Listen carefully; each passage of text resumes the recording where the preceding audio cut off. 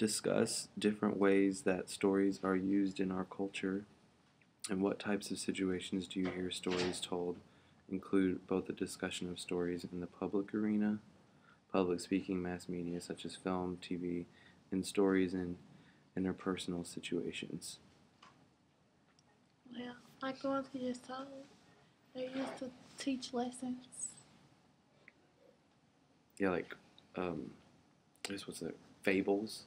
I Yeah. don't know the technical term for Yeah. stories that teach lessons. I think that, you get told fables, stories that teach lessons from the earliest age in books and children's books and stuff.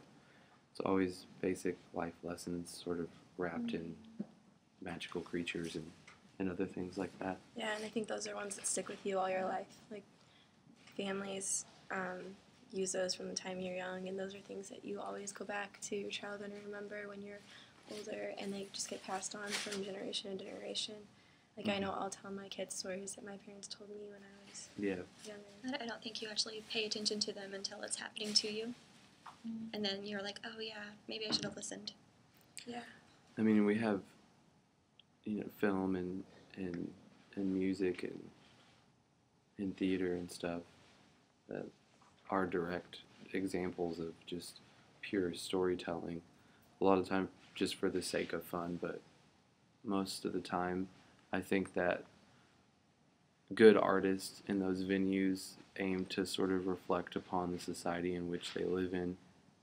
And I think a lot of the times we use stories to make ourselves more aware of our surroundings and our culture and our past and our future. Question 2. Discuss people in your family who tell stories. Describe who they are, the type of stories they tell, and when they tell them. How do these stories function in the family? My mom tells us a lot of stories about her childhood. It's like, I have 5 siblings, well 4 siblings, it's 5 of us.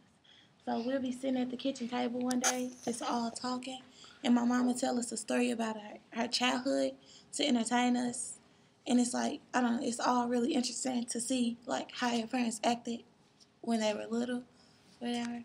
And like she would tell us, I think she told us like stories of when she got in trouble to help us understand everybody does it when they're young, whatever, stuff like that. So it don't make us feel as bad about the times when we get in trouble, stuff like that.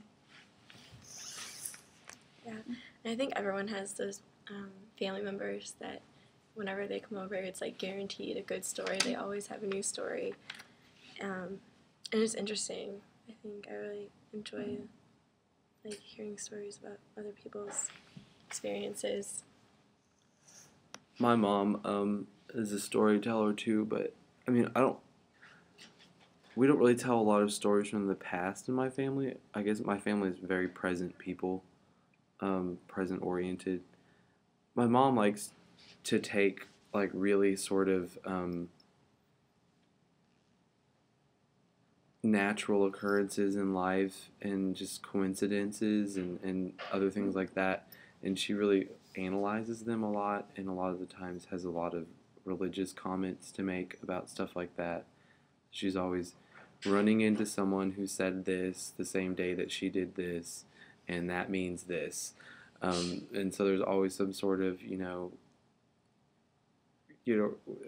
a lot of conversations end in discussions about, Revelation and a lot of really serious, heavy religious topics, but I guess that's my mom. My family's the same way. My mom, and she has 6 sisters, so like when they all get together, it's like the same thing you just described. Right. In my family, my dad's a storyteller, but I am too. I write books, well, kind of, and so I think I get it from my dad telling stories about the Model T he built and all this other stuff. So. And I think a lot of those times with those older stories, like my family has a few just things that have happened to us as a group that we still like to bring up and joke about. I think a lot of those things sort of remind you where you come from a lot. When you hear those stories pop up again, you're just like, oh, I've grown really far apart from my family, but something as simple as that, I can still remember all the details of. Yeah, I think stories bring people together because you can all relate through different stories and different experiences. So Discuss what you learned about each other when listening to the stories. What did you learn about each person as a unique individual?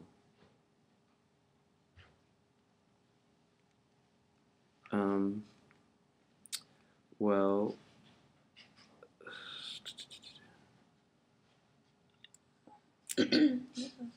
I guess it equalizes us a lot because a lot of the stories we were telling were just a lot about oriented about being young and not really knowing any better, and how a lot of the times, like when you're in college or you're working somewhere like at Disneyland or you're a freshman in a sorority, like it's not necessarily that you intended to do the wrong thing, it's just that like there's a distance of knowledge in between you and the next person, and so like you kind of just tend to listen to what other people say, or like you just didn't know. It's not that you did the wrong thing, you just honestly didn't know, which is I think happens to you a lot when you're young and like building your career, because like you can make a lot of mistakes that you think were just like the right choice, but you just don't know. You haven't been doing what you want to do for 30 years like everybody else has.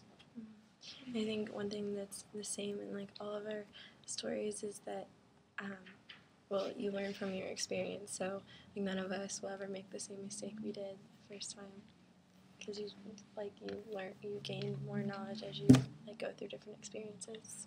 And I think we can all like kind of relate to one another's stories. Like I've lied to my parents and gotten caught. I've done something where maybe I shouldn't have because I knew the rules and stuff. So Yeah, I agree. I can relate to all your stories too. That's awesome.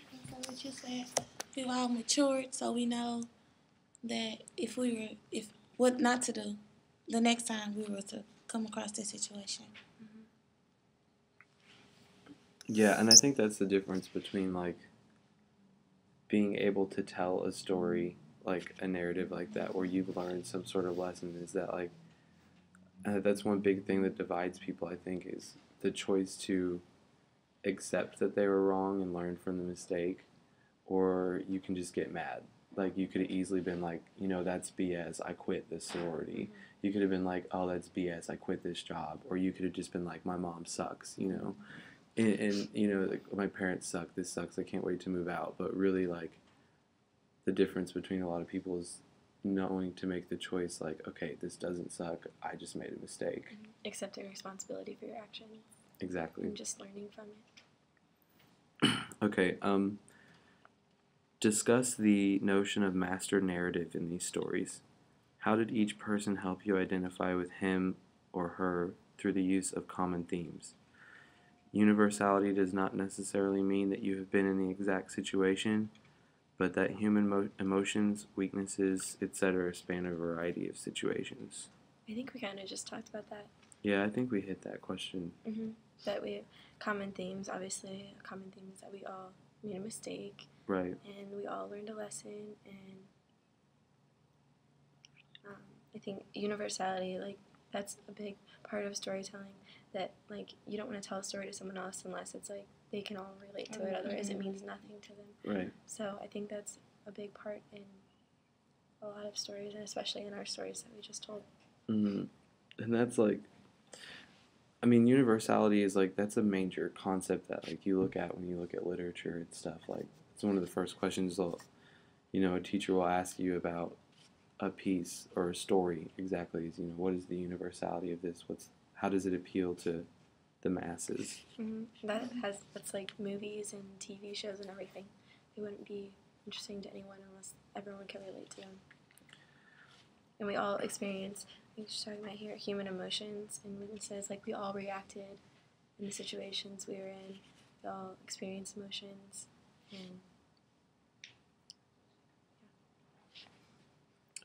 Would you consider storytelling an interpersonal communication skill? Why or why not? Does learning to tell stories help a person become a better communicator? Man, I think so, definitely. Having the ability to tell a story and keep people's attention and keep it interesting and keep people on the edge of what you're saying is like, if you don't develop it, it's just like something God given. I think that, you know, some people are just storytellers. Like, I have friends that can just talk about the most menial tasks, like just bust into the room and talk about what they did to get here today to class, and you'll just listen because they're just funny and just the way that they say things. And I think that those skills are sort of the fundamental things that set you up for success, that, you know, make people remember you and make people want to be friends with you and want to know you and want to work with you as well. I feel like it's just a part of everyday life. Because, like, I could sit on the phone and talk to my best friend at home, and it'd just be story after story after story. So she tell a story, and then I tell a story, and she tell another story, I tell another story. So I just think it's all just a part of A big circle, kind of. And it just comes naturally. I don't even realize, but I do the same thing. I don't even realize that is storytelling. And you, like, when you do that, like, you make, when you do that with your friends, too, it's like, you kind of validate your friendship with that person. Does that make sense? Like, you know, if you're like, oh, I have to tell you something, like, that makes you feel good as a friend. Like, that, like, Or this like person when it has to happens. come tell you this. Like, and so it totally makes you willing to, like, sit down and, you know, spend time with them. Yeah, like what you said, when it happens, it's like, it's somebody that come to mind, like, oh my gosh, I can't wait to tell them. You're right. Whatever. Yeah, something like that. Yeah, that always. Yeah. Or you just have to get out your phone or, like, got a text that you're not going to believe. Text them what's going on. Right. Let's see. Discuss how people weave stories into normal conversation. When a person tells a story, what is the typical response from the other person? This exercise is an artificial situation, but in real life, what would be the natural responses of other people to the stories that were told here? Let's see. I think what we said earlier about, like, how it's such an, you know, you call your friends and you tell stories. I think that sort of answers the how do people weave stories into normal conversations. Especially when you're, like, problem solving, or you're, like, with a group trying to figure out how to fix some problem as a group. Like, well, this one time when we did it this way. I think that you use past experiences and stories from your past to help solve present problems a lot of the time. And I think the typical response from other people is to sort of analyze those things and either support them. I guess there isn't a typical response. It depends on the story and the situation and the manner in which it's presented in. You know, because it might cause people to question, you know, if your story is real, or lots of different things. I think stories are definitely, like, a big part of normal conversation, just because you're, like what you just said, problem solving. If you're talking about any situation, you're going to go back to your last experience of that situation. Or if someone comes to you for advice, you're going to go back to, like, when you experienced something similar and what you did in the situation, and if it worked or didn't work. And you'll probably tell them the story, well, this happened to me and this is what the outcome was, so maybe you should do this instead. So they're definitely a big part of normal conversation.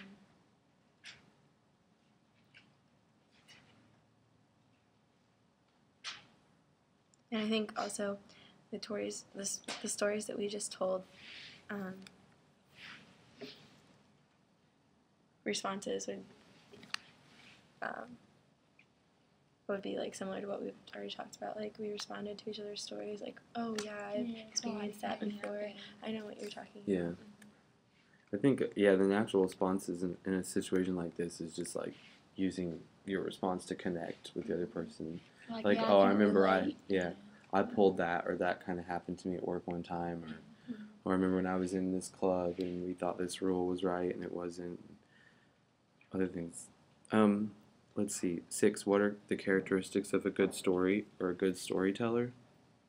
I think, like, having a good voice, like just a good speaking voice and a nice clear voice.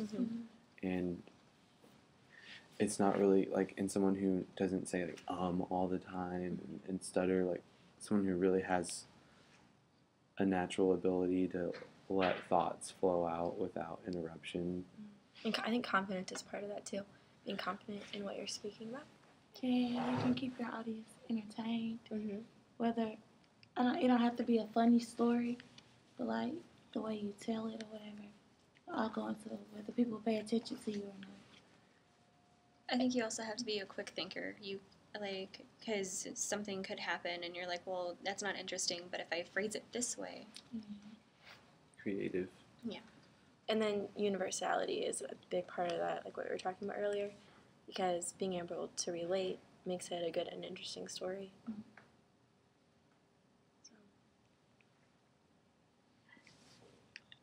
Okay.